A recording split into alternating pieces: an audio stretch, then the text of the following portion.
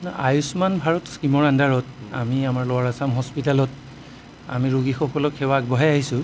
আজিৰ তাৰিখতো আমাৰ হস্পিটেলত 10জন পেচেণ্ট ভৰ্তি আছে। ইয়াৰে 4জন পেচেণ্ট যোৱাকালি ভৰ্তি হৈছিলে।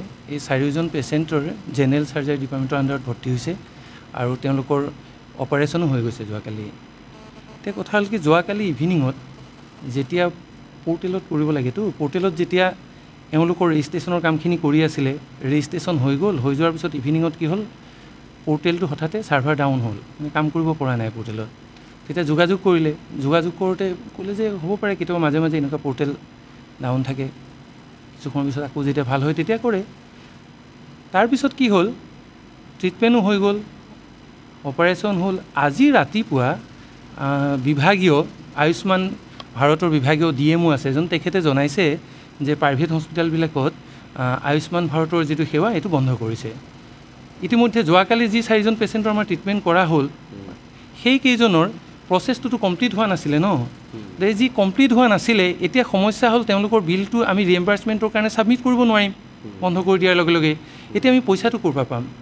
সেই বিষয়ে যেতিয়া যোগাযোগ কৰা হ'ল, তেতিয়া তেওঁলোকে ক'লে যে এইটোতো উপায় নাই, গতিকে এইটো তেওঁলোকৰ পৰা পইচাটো আমি চাৰ্জ কৰিব লাগিব, বিল্ডিংটো পেচেণ্টৰ পৰা চাৰ্জ কৰিব লাগিব। এতিয়া অসুবিধা হৈছে যে তেওঁলোকে আকৌ পইচাটো দিবলৈ ইচ্ছা প্ৰকাশ কৰা নাই বিলটো পে'মেণ্ট কৰিবলৈ। সেইটোতো ডেফিনেটলি হ'বই, আয়ুষ্মান ভাৰতটো এনেকুৱা মানুহে থাকে। আমি যিমানখিনি পাৰোঁ কনচিডাৰ কৰি পেলাই ডিছকাউণ্ট কৰি যিমানখিনি সমৰ্থ হয় সেইমতে আমি পইচাখিনি ৰাখিম। কিন্তু এতিয়া আমাৰ কথা হ'লতো কি, এই কথাটো হঠাতে যিহেতু বন্ধ কৰি দিলে ন, হঠাতে বন্ধ কৰি দিয়াৰ কাৰণে এই সমস্যাটোৰ সৃষ্টি হৈছে। কি কাৰণে বন্ধ কৰিব বুলি জনাইছে আপোনালোকে? নাই, সেই কথাটো আমি নাজানো আৰু এতিয়াও আমাক অফিচিয়েল তেনেকৈ কোনো চাৰ্কুলাৰ দিয়া আমাক ফোনতহে জনাইছে আজি ৰাতিপুৱা, সেইটো কথা আমি নাজানো। আয়ুষ্মান ভাৰতৰ আণ্ডাৰত আপোনালোকে ইয়াতে পেচেণ্ট ছাৰ্ভিচ পাই আছে, আপোনালোকৰ টোটাল কিমান বিল এতিয়ালৈকে পেণ্ডিং আছে? চৰকাৰৰ পৰা কিমান টকা পাবলগীয়া আছে? সেইটোতো আমাৰ আছে পইচা, আজিৰ তাৰিখত চাগে প্ৰায় 2 কোটি টকাৰ ওপৰত হ'ব। আমি চৰকাৰৰ পৰা হয় পাবলৈ বাকী আছে আমাৰ এতিয়াও।